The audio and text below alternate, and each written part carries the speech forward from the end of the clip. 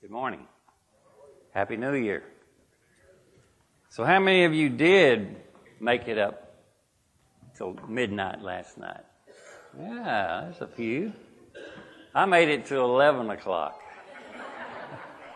which is 2 hours past what I usually make it to.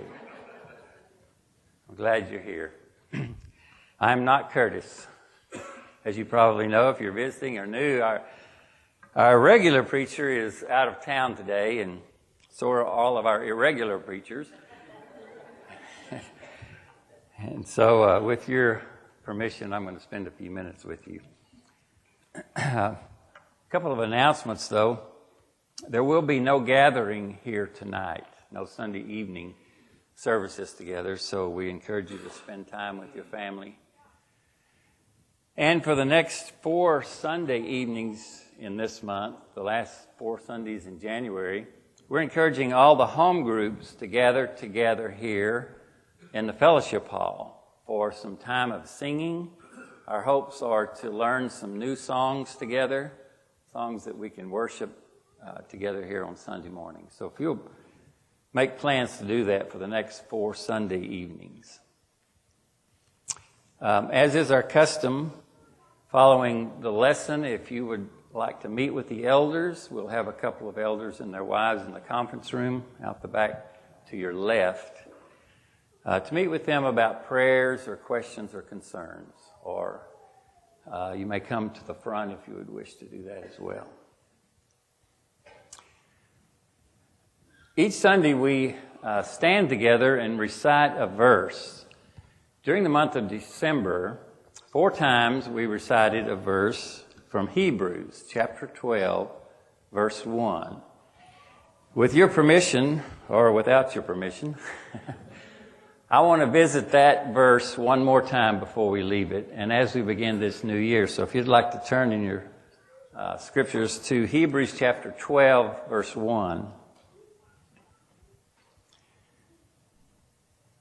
Therefore, since we are surrounded by such a great cloud of witnesses, let us throw off everything that hinders and the sin that so easily entangles, and let us run with perseverance the race marked out for us. I think this verse has a message for us as we begin our new year together, as we conclude the old year. It begins with the word therefore. And as I was taught in school, anytime you see a therefore, you should stop and see what it's there for. It's a connective word. It connects a thought previously expressed to what's about to be expressed. So he begins the chapter with this connective word. So to find out what he's connecting from, we need to look back to chapter 11.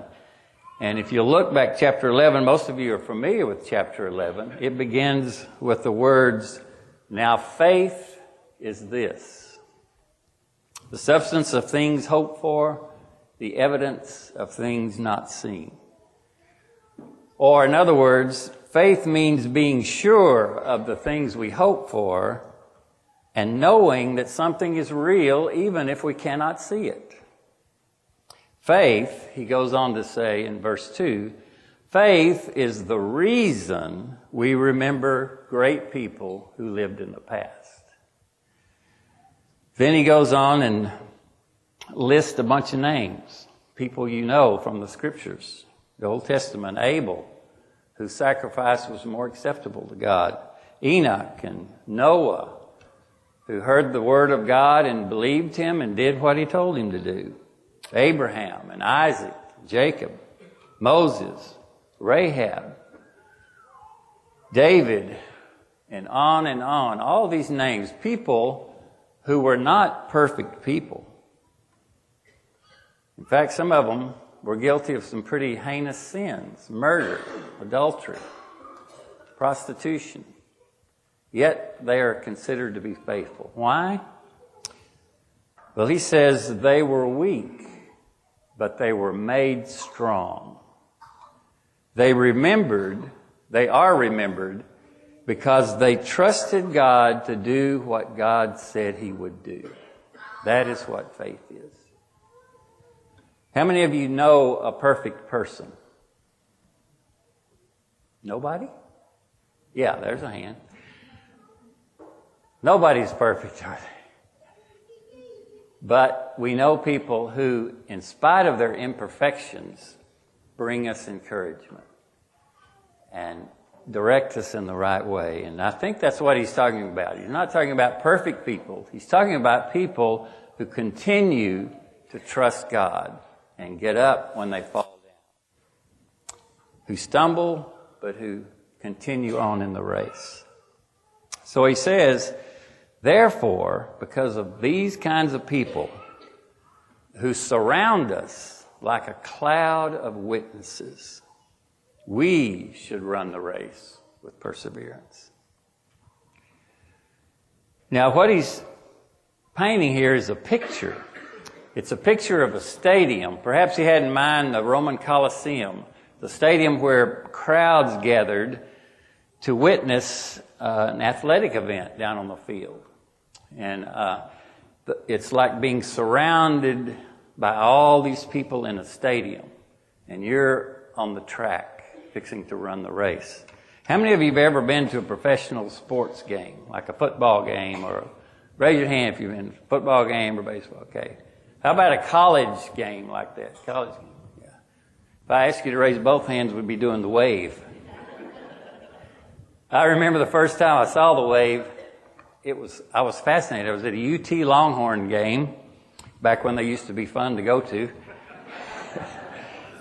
And everybody started doing this wave, and I was impressed that you got thousands of people doing the same thing at the appropriate time. Where else in our society do you have that? Well, this is a picture of a stadium filled with people, with coaches on the sideline, and participants in a game below. How many of you go to high school football games? We're going to get the wave yet. How about a middle school game, athletic game? Or soccer? How about 6-year-old soccer? Why do you go to those games? You know, I remember little dribblers. I don't know if they still have little dribblers.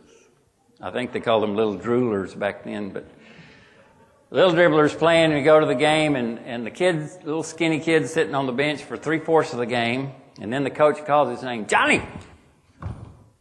The deer in the headlight look.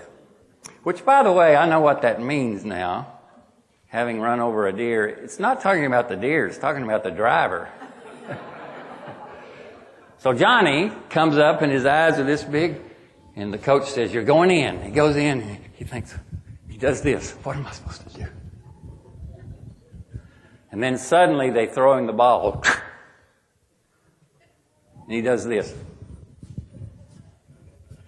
And then he remembers, I'm supposed to dribble. So he starts dribbling, and he starts going toward the goal, and nobody's chasing him. And he's going faster, and the crowd's yelling, and he's going faster, and he looks back, and nobody's behind him, and he knows he's supposed to shoot, and he goes up to shoot, and he shoots and makes the basket, and the crowd's on their feet yelling, and he looks over, he goes, yes! He looks over at the other team, and they're going, yes! And he looks at his mama, and she's going, wrong goal. Or the soccer kid. You know, the soccer kid. Why do you go to those games? Do you go to watch the perfection of the athleticism that's displayed there? No. You go there because there is somebody on that field that you know. There is somebody there that you care about. You will sit 3/4 in the rain if you got a grandson playing ball. You will stand on the sideline of a soccer field with your toes frozen for 2 hours if you have a 6-year-old running the wrong direction. Why do you go? You go to encourage that participant. I remember I was 6 or 7 years old. I got to play Little League baseball. I mean, it was cool. We had real uniforms with the name on the back. Not our name, but, you know, the store that gave the money to buy the uniforms. And it was exciting to play baseball. You know what position I got to play? Right field. Now, some of you know what that means. I didn't know what it meant. I didn't really care what it meant. But, you know, at practice, the coach would gather everybody in. He'd pick out a couple of boys to be pitcher, and he'd say, y'all go over there with Mr. Johnson, and he'll teach you about pitching. And then he'd pick up 6 or 7 boys, and he'd say, now, you boys stay in here with me. We're going to learn how to play infield. All the rest of you guys go out there and shag balls. You know what shag balls means? I didn't know what it meant. It means you pick up all the balls that the boys miss practicing in the infield. So we would go out there to shag balls, me and 6 or 7 other boys. And once in a while, my daddy would show up. He'd leave work. He'd come there, and he's wearing his Texaco service station uniform, the man with the star. And he would hit us balls, hit us flies. He would show us how to catch. And I can still remember hearing those boys, hit me one, Mr. Cody, Mr. Cody, Mr. Cody, hit me one. Of course, we'd run around like this. Well, then came the day of the big game. I don't know if it was a big game then, but it's a big game now. It was a big game. I was playing in my position, right field. You know, you can learn a lot about ants in right field. There are ants and grasshoppers. And those ants out in West Texas are big old red ants. And they make these trails all through the grass like that. And they make these hills. I learned a lot about ants playing baseball. Well, my daddy and my mama too, I think my mama came, but my daddy was louder, would always come to the games in the stands. And no matter how many times I struck out, I knew he was there. I knew his voice. And one day I was out there in right field, me and the ants. And you know, I had one of those big old flat gloves, you know, with the fingers about the size of a sausage. You could put 4 fingers in one finger hole. But it had this little thing between the thumb and the first finger called a webbing. And if the ball hit here, it'd fall out. If the ball hit here, it'd fall out. But if it hit that webbing, it was stuck. Well, I'm sitting there. You know, it's also good if it rains. You just put it up like that. I was in right field talking to the ants, and suddenly I hear this crack. And I look up, and there's something in the sky. It's a baseball, and it's coming my way. So I immediately began to run like they do on TV. You know, with your arm out there, only I put the wrong hand out. I'm running, I get my glove out, and then I'm leaping through the air, sailing, stretching. Actually, I tripped on an ant hill.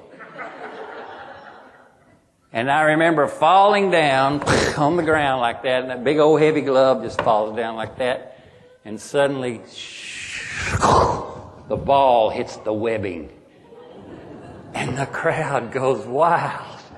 And I hear one voice out of that whole crowd that says, "That's my boy!"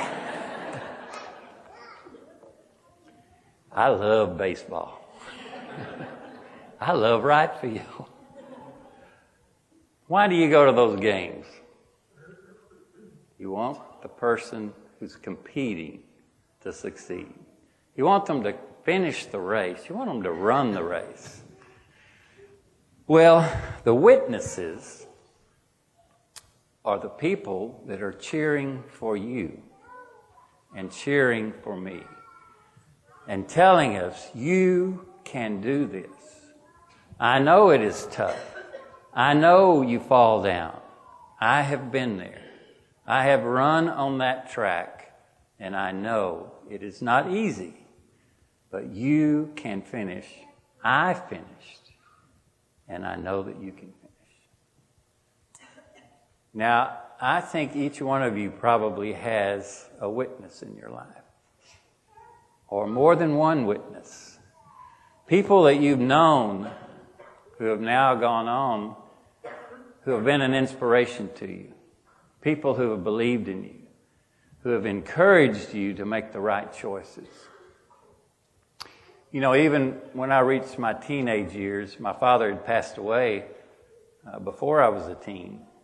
And in those tumultuous teenage years filled with choices and temptations, oftentimes I would think of my daddy still being in the stands, still wanting me to do my best and the right thing. And it helps to know there are witnesses, people we know, who are encouraging us and cheering us on. As we gather today, there are empty spots, people who are no longer with us. And it is very sad.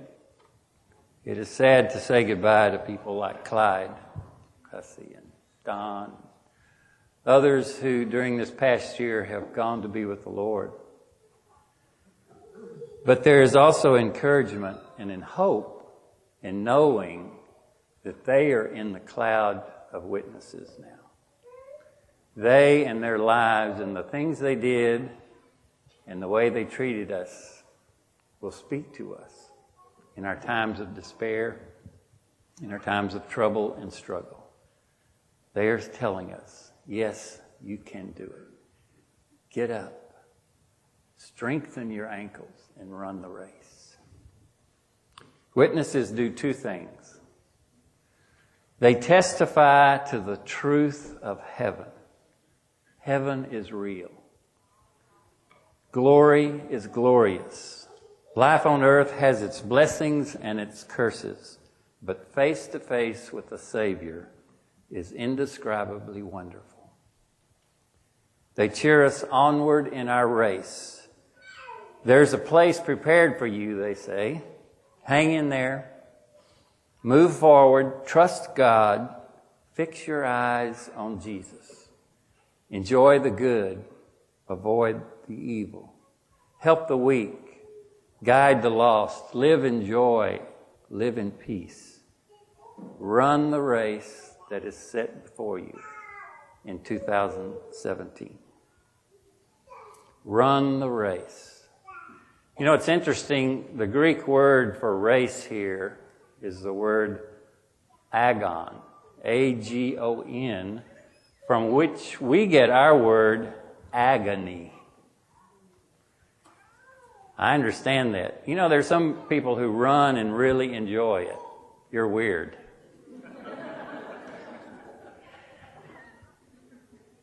No, I know there is a joy in running, but running the race is not easy. It is sometimes an agony.